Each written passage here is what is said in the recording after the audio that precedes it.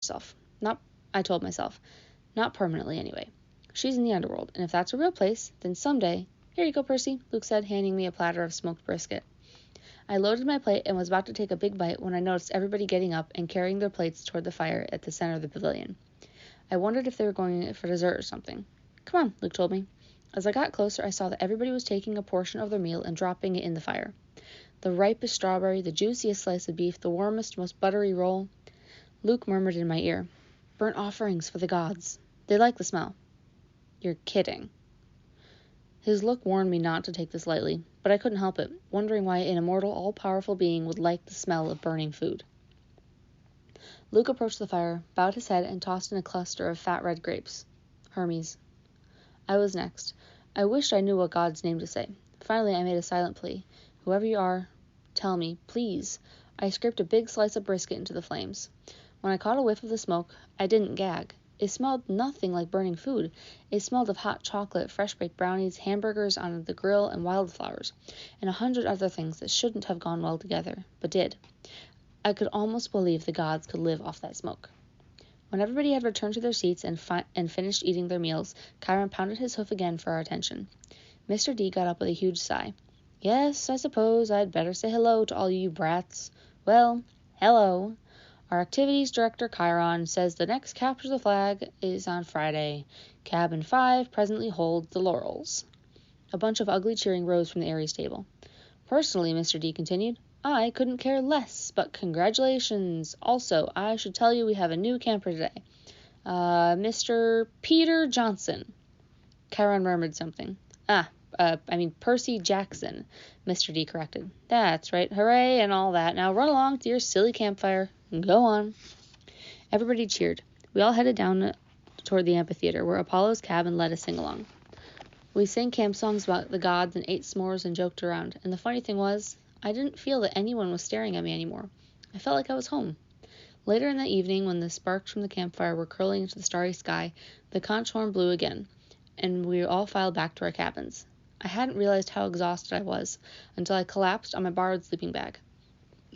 My fingers curled around the Minotaur's horn. I thought about my mom, but I had good thoughts of her. Her smile, the bedtime story she would read me when I was a kid, the way she would tell me not to let the bed bugs bite. When I closed my eyes, I fell asleep instantly. That was my first day at Camp Half-Blood. I wish I'd known how briefly I would get to enjoy my new home. And that is the end of Chapter 7. Chapter 8. We Capture a Flag. The next few days I settled into a routine that felt almost normal, if you didn't count the fact that I was getting lessons from satyrs, nymphs, and a centaur. Each morning I took ancient Greek from Annabeth, and we talked about the gods and goddesses in the present tense, which was kind of weird. I discovered Annabeth was right about my dyslexia. Ancient Greek wasn't that hard for me to read. At least, no harder than English. After a couple of mornings, I could stumble through a few lines of Homer without getting too much of a headache. The rest of the day, I'd rotate through outdoor activities, looking for something I was good at. Chiron tried to teach me archery, but we found out I was pretty quick that I was not any good with a bow and arrow. He didn't complain, even when he had to de-snag a stray arrow out of his tail. Foot racing, no good either. The wood nymph instructors left me in the dust. They told me not to worry about it. They'd had centuries of practice running away from lovesick gods. But still, it was a little humiliating to be slower than a tree. And wrestling? Forget it. Every time I got on the mat, Clarice would pulverize me. There's more where that came from, punk, she'd mumble in my ear.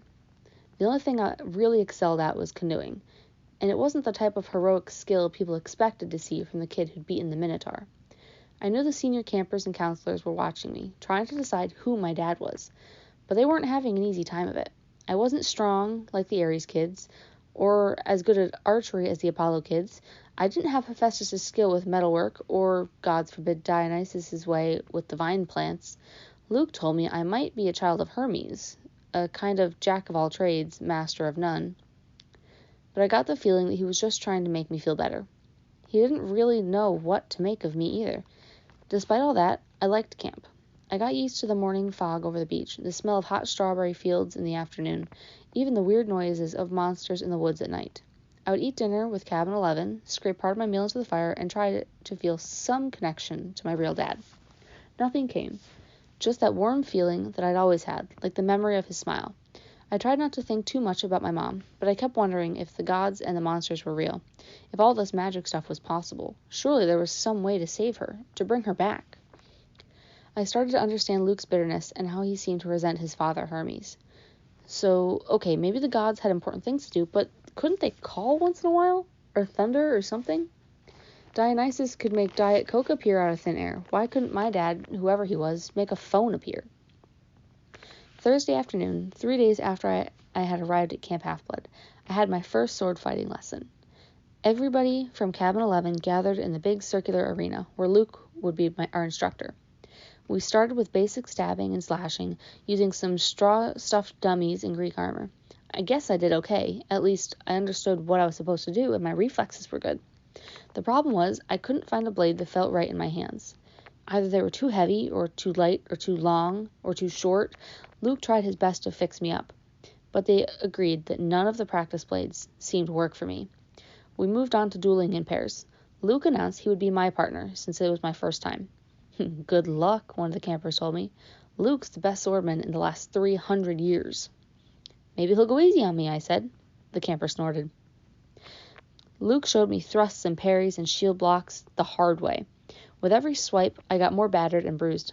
Keep your guard up, Percy, he'd say, and then whack me in the ribs with the flat of his blade.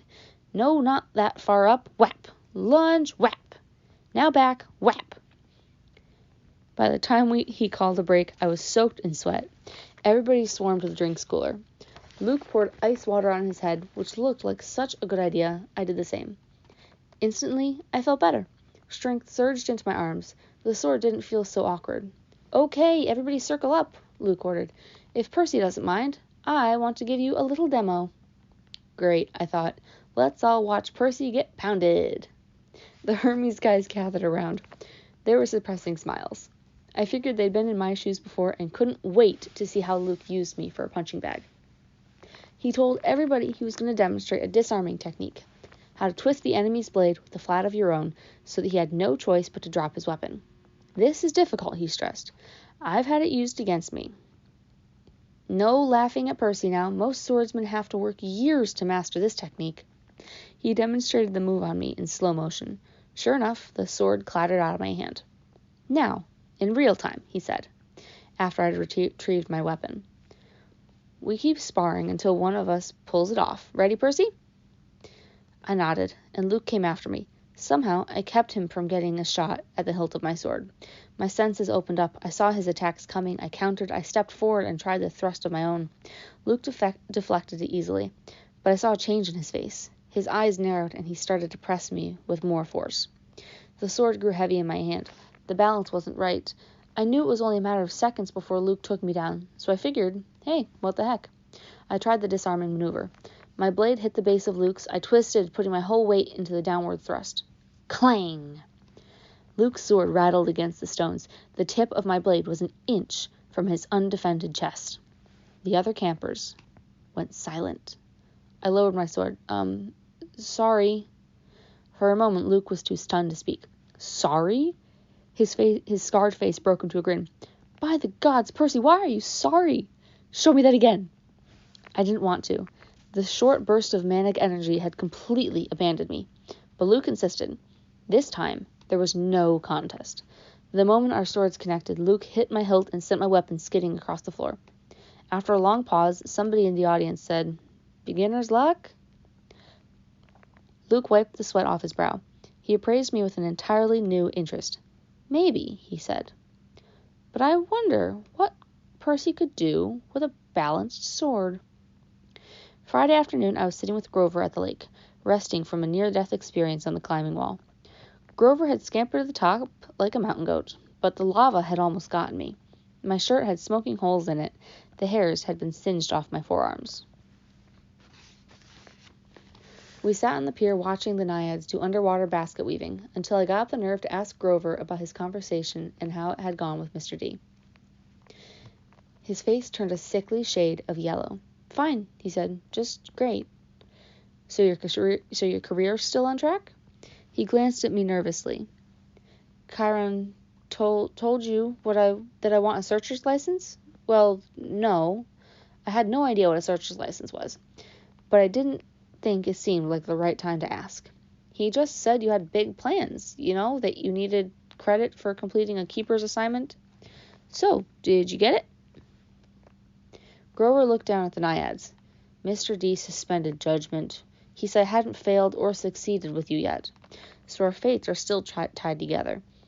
But if you got a quest and I went along to protect you, and we both came back alive, then maybe he'd consider the job complete. My spirits lifted. Well, that's not so bad, right? Blah. He might as well have transferred me to a stable cleaning duty. The chances of you getting a quest, and even if you did, why would you want me along? Of course I'd want you along. Grover stared glumly into the water. Basket weaving. Must be nice to have a useful skill. I tried to reassure him that he had lots of talents, but that just made him look more miserable. We talked about canoeing and swordplay for a while, then debated the pros and cons of the different gods. Finally, I asked him about the 4 empty cabins. Number 8, the silver one, belongs to Artemis, he said. She vowed to be a maiden forever, so of course, no kids. The cabin is, honorary. If she didn't have one, she'd be mad. Yeah, okay, but what about the other 3? The ones at the end, are those the big 3? Grover tensed. We were getting close to a touchy subject.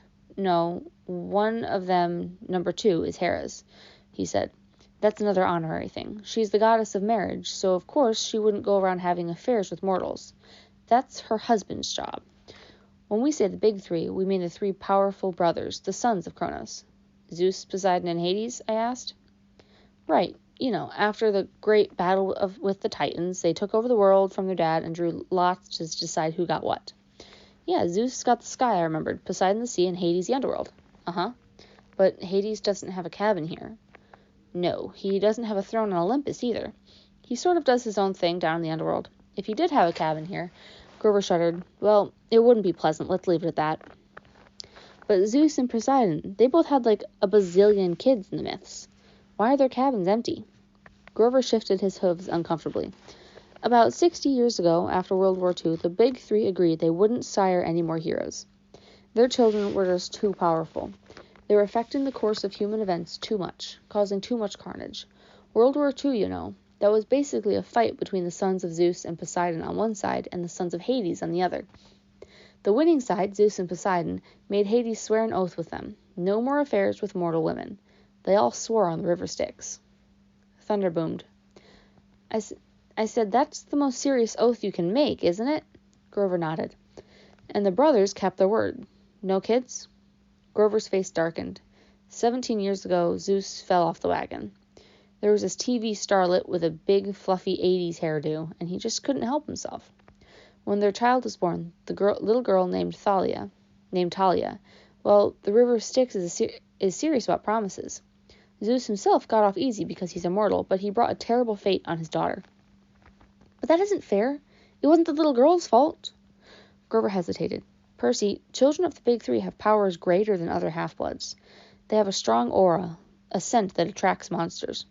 When Hades found out about the girl, he wasn't too happy about Zeus breaking his oath. Hades let the worst monsters out of Tartarus to torture Talia.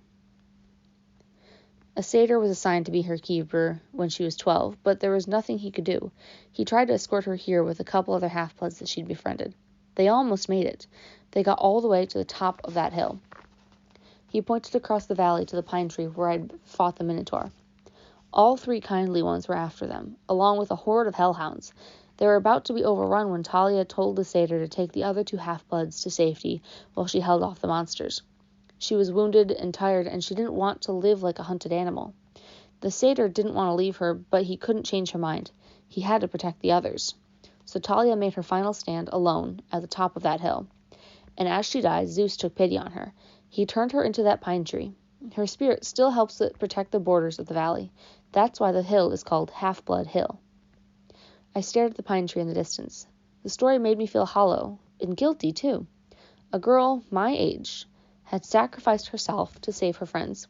She had faced a whole army of monsters. Next to that, my victory over the Minotaur didn't seem like much. I wondered if I'd acted differently. Could I have saved my mother? Grover, I said, have heroes really gone on quests to the underworld? Sometimes, he says, Orpheus, Hercules, who